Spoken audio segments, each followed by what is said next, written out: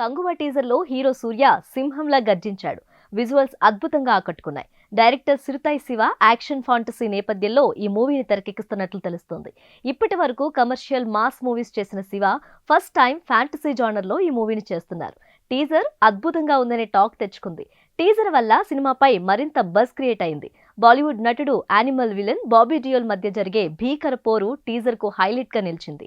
Teaser cut వరకు బాగున్నా content పరంగా మాత్రం క్లారిటీ లేదు.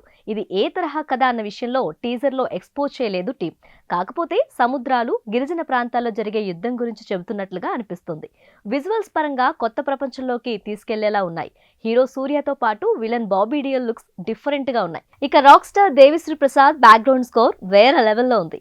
అటు సూర్య స్టార్డమ్ తో పాటు ఫ్యాంటసీ కాన్సెప్ట్ తోడై కంగువా బాక్సాఫీస్ వద్ద రికార్డులు బద్దలు కొట్టేలానే కనిపిస్తుంది. బట్ ఏదైనా కంటెంట్ ఇంపార్టెంట్.